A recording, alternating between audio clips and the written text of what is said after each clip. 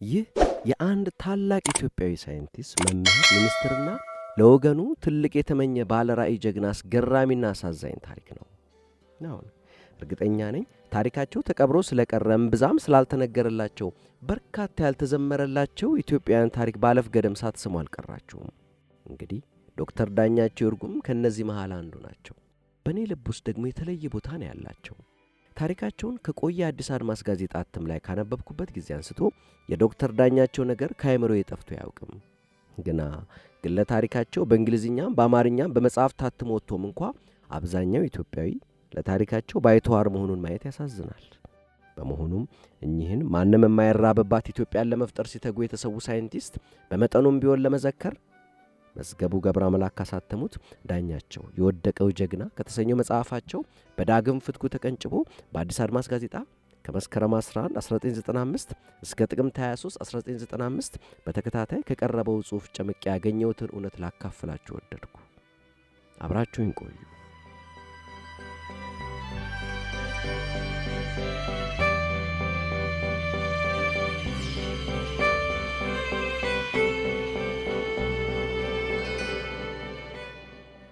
አሁን የዶክተር ዳኛቸው ይርጉን ታሪክ ሳስታውስ በቀጥታ ወደ አእምሮ የሚመጣው ሕይወቴ የተሰኘው የደጃዝማች ወልደ ሰማያት ገብረ ወልድ መጽሐፍ ስር ያለው ረዥም ሐረግ ለአገሬ ኢትዮጵያና ለወገኖቼ ኢትዮጵያውያን እድገት የነበረኝ ሥራ ጥማት።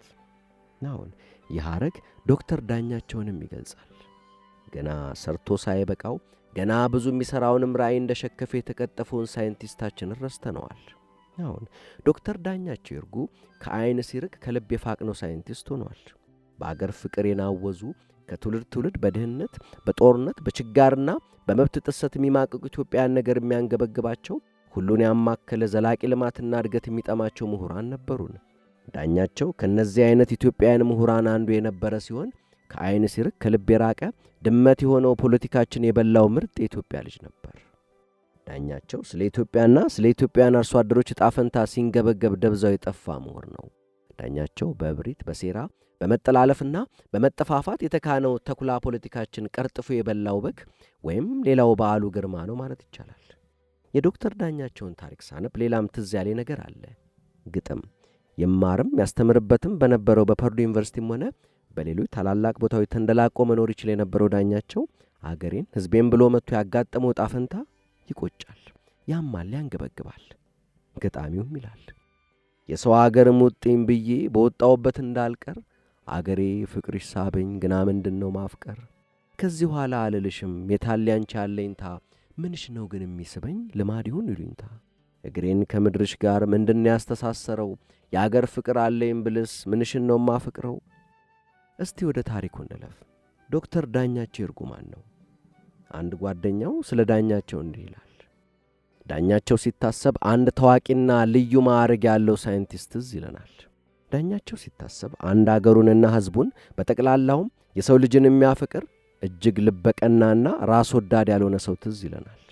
ዳኛቸው ራሱን ለሚያምንበት ተግባር ሙሉ በሙሉ ሰጥቶ በዚሁ ሂደቱ ሕይወቱን ያጣ በእርግጥም የወደቀ ጀግና ነው። ዳኛቸው ኢትዮጵያ በምግብ እህል ራሷን ችላ የማየት ጥማት የነበረው ምሁር ነበር።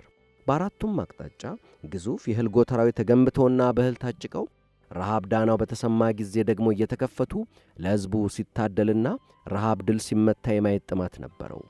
አልሆነም፣ ደርግ ቀደመው። ዳኛቸው በምዕራብ ሸዋ ዞን አዲስ ዓለም ከተማ አቅራቢያ በምትገኝ መታላ ወይም መታሊያ አቦ በምትሰይ መንደር ተወልዶ አደገ። የዳኛቸው አባት የማይጨው ዘማች ወታደር ነበሩ። ልጃቸውን ዘመናዊ ትምህርት ለማስተማር ከፍተኛ ፍላጎት የነበራቸው አቶ ይርጉ ከዘመቻ መልስ ዳኛቸውን በታሪካዊው አዲስ ዓለም ማርያም ቤተ ክርስቲያን ውስጥ በሚገኝ የቄስ ትምህርት ቤት አስገቡት። ከዚያም የኃይለ ሥላሴ መንግሥት ለማይጨው ዘማች ወታደር ልጆች የሰጠውን ነፃና ቅድሚያ የትምህርት ዕድል በመጠቀም የተፈሪ መኮንን ትምህርት ቤትን ባዳሪ ተማሪነት እንዲቀላቀል አደረጉ። ዳኛቸው በወቅቱ የነበረውን ንቃት በማገናዘብ ትምህርቱን ከሁለተኛ ክፍል እንዲቀጥል ተፈቀደለት። ከአርሶ አደር ወላጆቹ ጋር የአርሶ አደሩን ኑሮ በሚገባ የሚያውቀው ዳኛቸው በትምህርቱ እየገፋ ሲሄድ ወደ እርሻ ሳይንስ ተሳበ። የአገሪቱን የግብርና ሁኔታና የአርሶ አደሩን ኑሮ የፈጣሪ ቁጣ ውጤት ነው ከሚል አመለካከት መቀየር፣ ማዘመንና በምርት ማትረፍረፍ ይቻላል የሚል ጽኑ እምነት አደረበት። የአንደኛና የሁለተኛ ደረጃ ትምህርቱን ካጠናቀቀ በኋላ ያኔ አዲስ ወደ ተከፈተው የ4 ኪሎ የአዲስ አበባ ዩኒቨርሲቲ ኮሌጅ ገባ። እዚህ ግን ይሰጥ የነበረው የሥነ ጥበብ ወይም የአርት ትምህርት ብቻ በመሆኑና እርሱ የሚፈልገው የእርሻ ትምህርት በየትኛውም የአገሪቱ ክፍል ስለማይሰጥ አንድ ሴሜስተር ብቻ ተምሮ ለግብርና ትምህርት ወደ አሜሪካው ፐርዱ ዩኒቨርሲቲ ያቀና። እናም በጎርጎሮሳውያኑ 1955 የመጀመሪያ ዲግሪውን በአጠቃላይ የእርሻ ትምህርት አገኘ።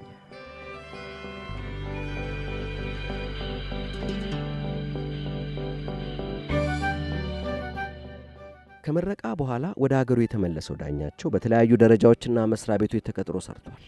በእርሻና ሜካኒካል አርትስ ኮሌጅ በኋላ አለሚያ ዩኒቨርሲቲ ሆነው ረዳት የአግሮኖሚ ጥናትና ምርምር ኤክስፐርት በመሆን እንዲሁም በእርሻ ሚኒስቴር ውስጥ የማዕከላዊ የምርምርና ጥናት ጣቢያ ረዳት ዳይሬክተር በመሆን አገልግሏል። በጎርጎሮሳውያኑ 1959 ለድኅረ ምረቃ ጥናት በድጋሚ ወደ ፐርዱ ዩኒቨርሲቲ ያመራው ዳኛቸው በስንዴ ዙሪያ ያተኮረ ጥናት በማቅረብ በ1961 ትምህርቱን አጠናቆ ተመለሰ። ወዲያው በእርሻ ሚኒስቴር ስር የእጽዋት ጥበቃ ክፍል ውስጥ ተመድቦ መስራት ጀመረ።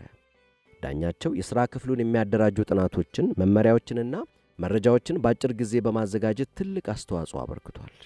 ዓመቱ ሳያልቅ የዶክትሬት ዲግሪውን የመማር ዕድል ያገኘው ዳኛቸው ተመልሶ ወደ ፐርዱ ዩኒቨርሲቲ ያቀና። በሚያጠኑት የትምህርት መስክ ለአገራቸው ከፍተኛ አስተዋጽኦ ያስመዘግባሉ ለሚባሉ ሰዎች በፋኦ በዓለም ባንክና በሮክፌለር ፋውንዴሽን አማካኝነት በሚሰጥ ነፃ የትምህርት ዕድል ነበር ዕድሉን አግኝቶ የሄደው። ዳኛቸው የዶክትሬት ዲግሪውን ከያዘ በኋላ በዓለም አቀፍ ደረጃ ትግበራው የተጀመረው የስንዴና የሩዝ ምርጥ ዘሮችን በመፍጠር ዘሮቹን ከየአገሩ አፈርና አየር ንብረት ጋር በማላመድ የምግብ ዋስትናን የማረጋገጥ ፕሮጀክት አካል መሆን ችሎ ነበር። ለዚህ ፕሮጀክት ትግበራም አርሲ የሚገኘው የጭላሎ ወረዳ ተመረጠና በህንድ የታየው የአረንጓዴ አብዮት በኢትዮጵያ ተጸነሰ። የዚያ አብዮት ኃላፊነትም ዳኛቸው ትከሻ ላይ አረፈ። ዳኛቸውም የአረንጓዴው አብዮት አባት ለመባል በቃ። በጎርጎሮሳውያኑ 1964 የዶክትሬት ዲግሪውን የተቀበለው ዳኛቸው እስከ ለውጡ ድረስም በአለሚያ ዩኒቨርሲቲ በማስተማር ላይ ቆይቷል። በዓለም አቀፍ የልማት ድርጅቶች ድጋፍ በአገሪቱ ሊተገበር ከተፈለገው አዲስ የግብርና ፖሊሲ በኋላ የትምህርቱን ዓለም ተሰናብቶ አርሲ ጭላሎ መሸገ። በአርሲ ጭላሎ የሚካሄደው የአረንጓዴ አብዮት ልማት በተለምዶ ካዱ ወይም ጭላሎ አግሪካልቸራል ዴቨሎፕመንት ዩኒት ይባል ነበር። ዳኛቸው በካዱ ለ4 ዓመታት ያለ ረፍት በመስራት ከፍተኛ ምርት ሊሰጡ የሚችሉ የስንዴ፣ የበቆሎና የጤፍ ምርጥ ዘሮችን ለመፍጠር ሲመራመር ቆይቷል። ጥረቱ ፍሬ አፍርቶም የኢትዮጵያን ገበያዎች ያጥለቀለቀና ላቀች የተባለ የስንዴ ምርጥ ዘር ለማግኘት ችሏል። ገበሬዎችንና አገር በቀል ዕውቀታቸውን አክብሮና ተጠቅሞ የኖረው ዳኛቸው በሙያው ብቻ ሳይሆን በሥነ ምግባሩና በስብዕናውም ተወዳጅ ምሁር ነበር። ዳኛቸው በካዱ ያስመዘገበው አመርቂ ውጤት ለእርሻ ምርምር ተቋም ዋና ዳይሬክተርነት አስመረጠው። በኋላም የኢትዮጵያ እርሻ ሚኒስቴር ሚኒስትር ለመሆን አበቃው። በሙያው ጥሮ ግሮ ከፍተኛ የሥልጣንና የለውጥ እርከን ላይ የወጣው ዳኛቸው ከዚህ በኋላ ምን ገጠመው? የአገር ፍቅሩና አገሩን በምግብ እህል አቅርቦት የማንበሽበሽ ጥማቱን ምን ዋጠው? የዳኛቸው ልፋትና ጥረት እንዲሁም ምኞት ምን ሆኖ ድርቅና ረሃብ ላይ ተቸንክረን ቀረን? ገጣሚው ስልጣን ፈልሶ ቢሸጋገር ካንዱ ጭራቅ ወደ ሌላው መች ተጥሶ ያቃልና የጭቆናሽ ዘመን ኬላው እንዳለው ነው። ገዢዎች ወቅትን ጠብቀው እንዳየር ንብረት ቢለዋወጡም ከጭቆና፣ ከግፍ፣ ከጦርነት፣ ከረሃብ፣ ከሞት፣ ከስደት፣ ከስራት፣ ከለቅሶ፣ ከሰቆቃ ያወጣን የለም። ዳኛቸው በሙያው አገር ለማቅናት ደፋ ቀና በሚልበት ወቅት አገሪቱ የመንግሥት ለውጥ አደረገች። ጃንሆይ ተነስተው የደርግ መንግሥት ወንበሩ ላይ ተቀመጠ። በትረ መንግሥቱን ጨበጠ። ዳኛቸው ሥራው ላይ ሆኖ የደርግ መንግሥት ጭሉሌ ዓይኖች ውስጥ ገባ። ለእርሻ ሚኒስቴርነት ከአንተ የተሻለ ሰው የለንምና ልናነሳህ አንችልም አሉት። በልጅ ሚካኤል እምሩ ካቢኔ ውስጥ በእርሻ ሚኒስትርነት ተካቶ የነበረው ዶክተር ዳኛቸው በደርግም ተመራጭ ሆኖ ሥራውን በኃላፊነት እንዲቀጥል ተደረገ። ዳኛቸው ብዙ ሕልሞች፣ ብዙ ዕቅዶች፣ ብዙ ተስፋዎች አሉትና ደስ አለው።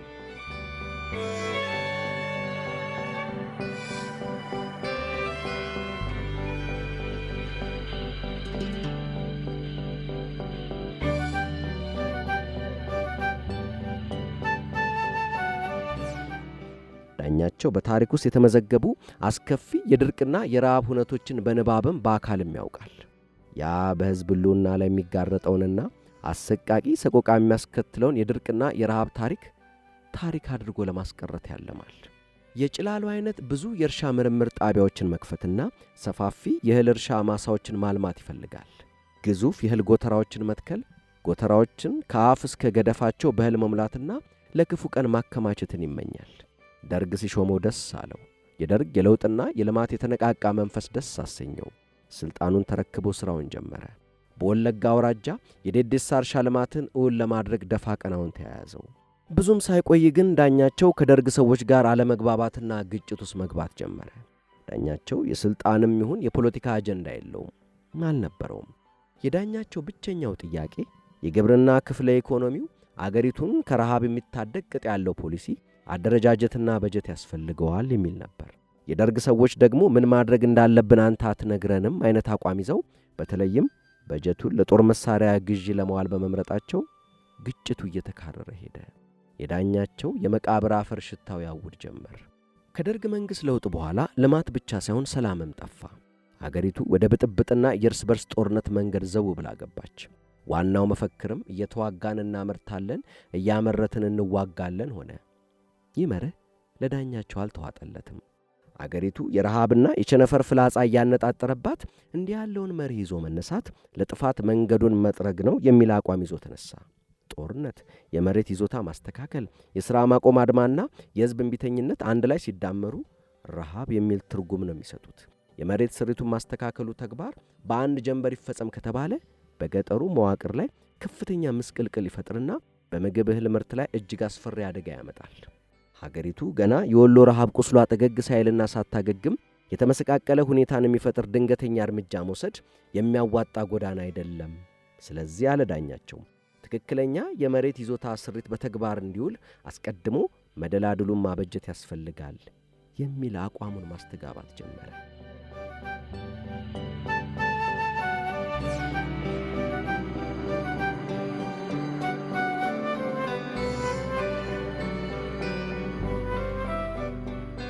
በደርግ በተለይም በመንግስቱና በዳኛቸው መካከል ፍጥጫና ፍልሚያው የተጀመረው ይሄኔ ነበር። ዳኛቸው የእርሻ ሚኒስትርነቱን ቦታ ገና ከመያዙ ትላልቅ ዓለም አቀፍ እርዳታ ሰጪ ድርጅቶችን ለደርግ ባቀረበው በፕሮጀክት ያካሄድ ስልት መሠረት አስረድቷቸውም ቀርቧቸውም ነበር። አገሪቱ ያለችበት ሁኔታ እጅግ አሳሳቢ ነበርና አንዲትን ደቂቃ ማባከን ተገቢ አልነበረም። ዳኛቸው በጠየቀው መሠረትም ዓለም አቀፍ እርዳታ ሰጪ ድርጅቶች የወለጋውን የዴዴሳ ሸለቆ ፕሮጀክት ለመርዳት ዝግጁ ሆነው ቀረቡ።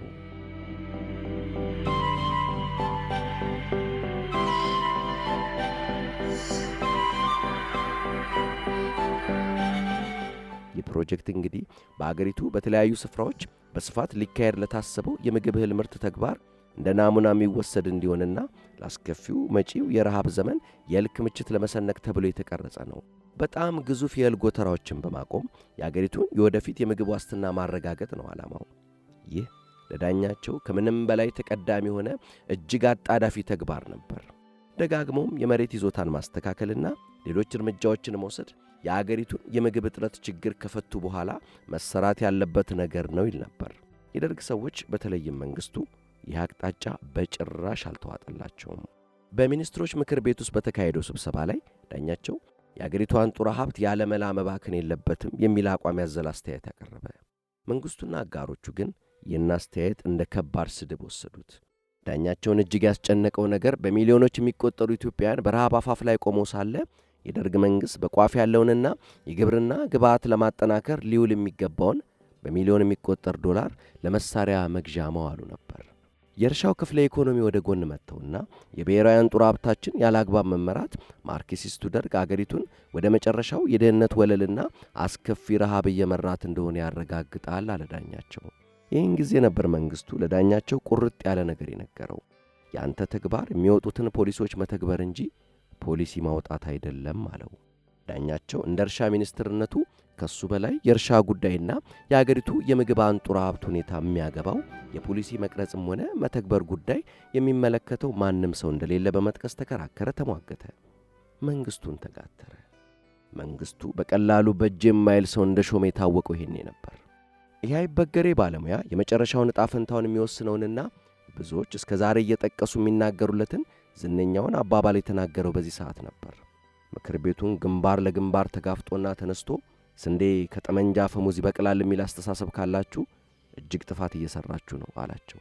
አንዳንዶች በዚያ ወቅት መንግስቱ ሽጉጡን ሊመዝ ቃቶት ነበር ይላሉ። ሊቀመንበሩ ጀነራል ተፈሪ በንቲ እንደ ሁልጊዜው ይህን ሐሳቡን እንዲተው ጥረው ነበር። ዳኛቸው ግን ይህ ከመሆኑ በፊት ወረቀቶቹን ሰብስቦ ወደ ቦርሳው ከከተተ በኋላ ለመጨረሻ ጊዜ የተናገራቸውን ቃላት ሰነዘረ። ያለፈው መንግሥት ለወሎ እልቂት ተጠያቂ እንደሆነው ሁሉ ዛሬ በምንወስነው ውሳኔ ምክንያት ሁላችንም በኃላፊነት የምንጠየቅበት አንድ ቀን ይመጣል አለ። እዚያ በተሰበሰበ ወታደር ልብ ውስጥ ይህ አነጋገር በሰላም ተቀባይነት የሚያገኝ አልሆነም። ማንም ደስተኛ አልነበረም። ያ ስብሰባ ተበተነ። ከዚያ በኋላ የሆነው እንግዲህ ታሪክ ነው። ዶክተር ዳኛቸው ከዚያ ስብሰባ በኋላ አልታየም። ምን እንደሆነ፣ የት እንደገባ፣ የት እንደደረሰ አልታወቀም። መኪናውን ግን አንድ የጦር መኮንን በአዲስ አበባ ጎዳናዎች ሲነዳት ታይቷል። ለማንኛውም የዶክተር ዳኛቸውን ታሪክ የጻፉት መዝገቡ ገብረ አምላክ እንደሚሉት ከዚያች የዶክተሩን ዕጣ ከወሰነችው ቀን በኋላ የሚታወቀው ነገር ቢኖር ዶክተር ዳኛቸው ከእርዳታና ከደህንነት ሠራተኞች ጋር በራሱ የተቀረጸውን የዴዴሳ ሸለቆ ፕሮጀክት ጉዳይ ለመከታተል ወደ ነቀምት ማምራቱ ነበር። ከዚያ በኋላ ምን እንደሆነ ግን ምንም የሚታወቅ ነገር የለም። እና ዶክተር ዳኛቸው የት ደረሰ?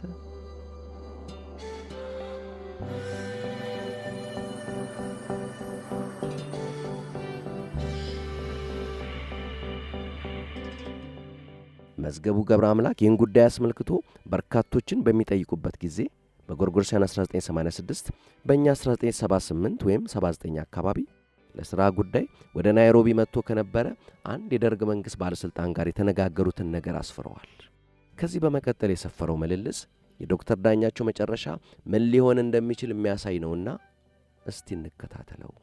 የመጽሐፉ ደራሲ ለመሆኑ አለማያ ተማሪ ሳለ ዶክተር ዳኛቸውን ታውቀው ነበር ወይ ሲሉ ባለሥልጣኑን ይጠይቁታል። አዎን ሲል ይመልሳል። የእርሱ ተማሪ ነበርክ እንዴ? አዎ፣ አንዳንድ ኮርሶች አስተምሮኛል። እንደማስታውሰው ግማሽ ጊዜው ለደብረ ዘይት የምርምር ሥራው፣ ግማሹን ደግሞ አለማያ በማስተማር ነበር የከፋፈለው። በእኛ በ1966 ዓ ም የግብርና ሚኒስትር እንደነበር ታውቃለህ? በደንብ አስታውሳለሁ አለ ባለሥልጣኑ። ታዲያ ድንገት ጠፍቶ የቀረው ለምን ወይም እንዴት ይመስልሃል? የምታውቀው ነገር አለ?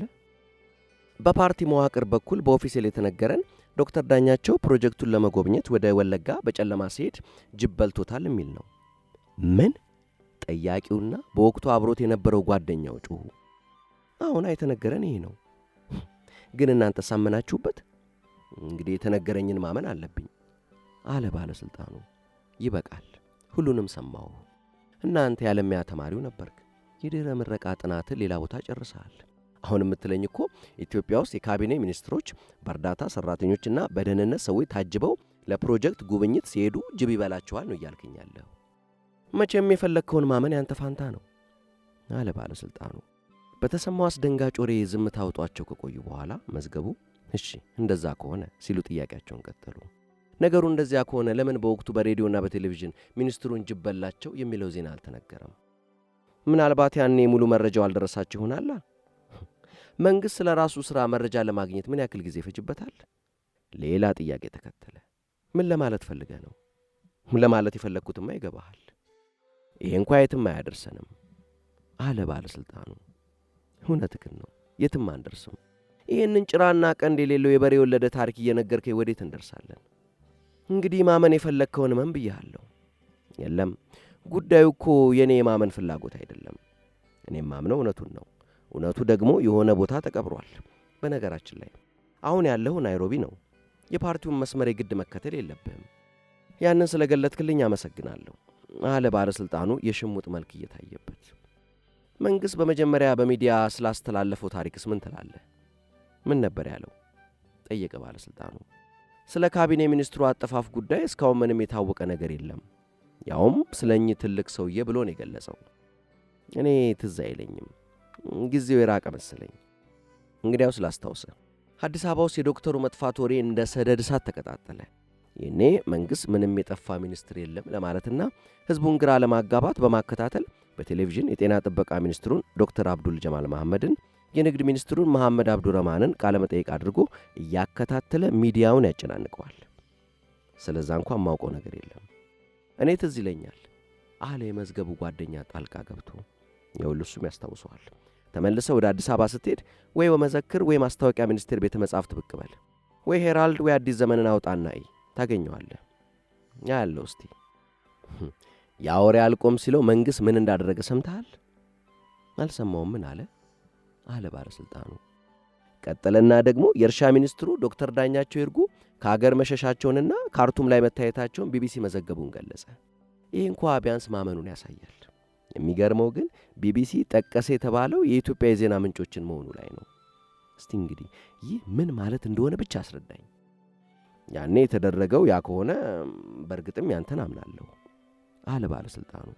የለም እኔን ማመን አለማመን ሳይሆን ስትመለስ አዲስ ዘመንና ሄራልድን ተመልከት።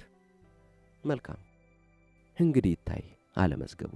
ጅብ ተቀራመተው የተባለው ሰውዬ ካርቱም ላይ ታየ ተባለ። አይገርምህም? እንጃ አንድ ግልጽ ያልሆነ ነገር አለ። በደንብ ግልጽ ነው እንጂ አለ መዝገቡ። ምንም ማርያም ማርያም ብንል ጅብ ካርቱም ድረስ ሄዶ ጁምሃሪያ መንገድ ላይ ዳኛቸው ሊተፋው አይችልም። እኔም አይወጣኝም። እሺ አንድ የመጨረሻ ጥያቄ ብቻ ልጠይቀ። እሺ ምንድን ነው? ዳኛቸው ጅብም ይብላው ይጥፋም፣ የዳኛቸው ቤተሰቦች ግን ንብረቱን የመረከብ መብት የላቸውም? አላቸው እንጂ። ታዲያ ለምንድን ነው ገና ጅቦቹ ዳኛቸውን ቆርጥመው እንኳ ሳይጨርሱ አንድ የጦር ሰራዊት ሻምበል የዳኛቸውን ፔጆ 305 መኪና በአዲስ አበባ ዋና ዋና መንገዶች ላይ ሲያሽከረክራት የሚታየው? ስለሱ እንኳ የማውቀው ነገር የለም አለ ባለሥልጣኑ። ይህኔ የመዝገቡ ጓደኛ አቋረጣቸውና እኔም መኪናዋንና ሰውየውን የሚያውቁ ሰዎች ሲናገሩ ሰምቻለሁ አለ። ይኸው እዚሁ ምስክር ተገኘ። የእነዚህ አሰቃቂ ቀናት ምስክር እኔ ብቻ አይደለሁም። እኔ ምንም የምለው ነገር የለኝም አለ ባለሥልጣኑ። ይሄ ምንም ያሳይ ይመስልሃል? ምን እንጃ፣ ምንም ለማለት አልችልም። ማለት ፈርተሃል? አይ መቼም አትጨነቅ፣ ግድ የለም እኔ እነግርሃለሁ። የደርግ ሰዎች ዳኛቸውን ምን እንዳደረጉት ራሳቸው ያውቁታል። ዳኛቸው ከሞተበት ተነስቶ ንብረቱን እንደማይጠይቅ ወይም እንደማይከሳቸው አሳምረው ያውቁታል። ስለዚህ በአዲስ አበባ ዋና ዋና መንገዶች መኪናውን እየነዱ ገደብ የለሽ ብሪታቸውን ለዓለም ቢያሳዩ የሚናገራቸው ሰው የለም። እስቲ ዳኛቸውን ወንድም አስበው። የገዛ ወንድሙን ሞት ሲክዱና ቀጥለውም ስለ መጥፋቱ ሲያወሩ ይሄ ጦር ሰራዊት ሰውዬ በወንድሙ መኪና ሲዝናና ምን ሊሰማው ይችላል? ልክ በዚች ቅጽበት እረሽታ ሆነ ይላሉ መዝገቡ ገብረ አምላክ። በእርግጥም ጸጥ ረጭ የሚያስብል እኛ እንኳ ከ10 ዓመታት በኋላ ስንሰማው ሐዘን ውስጥ የሚከት የሚያስተክዝ ድባብ ነው የሚፈጥረው። ያሳዝናል። እና የዶክተር ዳኛቸው ይርጉ መጨረሻ እንዲሆኑ ተዳፍኖ ቀረ። ረሃብን ለማጥፋት ሲተጋ በግፍ እንደተገደለው እንደ ሩሲያዊ ሳይንቲስትና የዘር ባንክ ሐሳብ ጠንሳሽና መስራች እንደ ኒኮላይ ኢቫኖቪች ቫቪሎቭ የኛው ዶክተር ዳኛቸው ይርጉም በግፍ በድብቅ ተገድሎ ደብዛው ጠፍቶ ቀረ። ዶክተር ዳኛቸው በግፍ ሰለባ ሆኖ የቀረ ሌላው በዓሉ ግርማ ነው።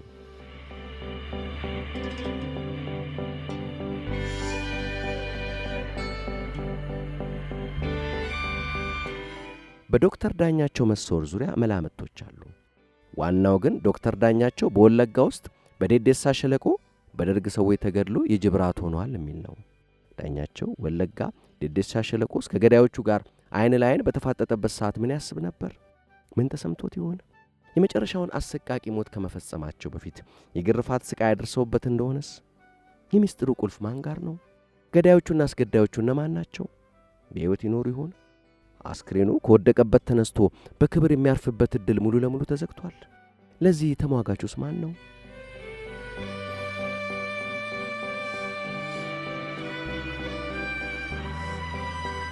በተማረና ባስተማረበት ፐርዱ ዩኒቨርሲቲ ተወዳጅና ተደናቂ የነበረው ዶክተር ዳኛቸው ይርጉ በዩኒቨርሲቲው በስሙ የሚሰጥ የስኮላርሺፕ ፈንድ ተቋቁሞለታል። አገሩ የረሳቸውን ሳይንቲስት ፐርዱ ዩኒቨርሲቲ ይህን ያክል አክብሮ መያዙ የሚገርም ነው። እናም ደግሞ ያስተማረበት ዓለሚያ ዩኒቨርሲቲም በጎርጎሮሳውያኑ 2004 የምስረታው 50ኛ ዓመት የወርቅ ኢዮቤልዩ በተከበረበት ወቅት ዶክተር ዳኛቸውን ዘክሮ የዶክተር ዳኛቸው መታሰቢያ ሌክቸር እንዲሰጥ ማድረጉ ያስመሰግነዋል። እናም ዶክተር ዳኛቸው ከዚህም በላይ ብዙ ይገባዋል።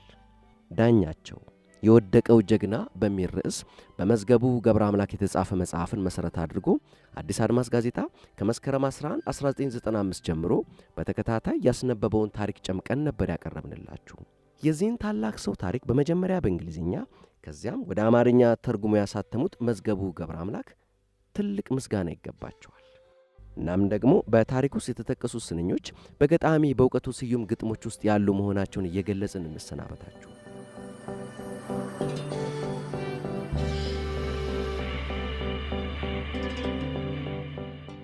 ለመሆኑ ታሪኩን እንዴት አገኛችሁት? ስሜታችሁን አካፍሉን። ታሪኩን ሊሰሙት ይገባል ለምትሉት ማጋራቱን አትርሱ። ሰላም።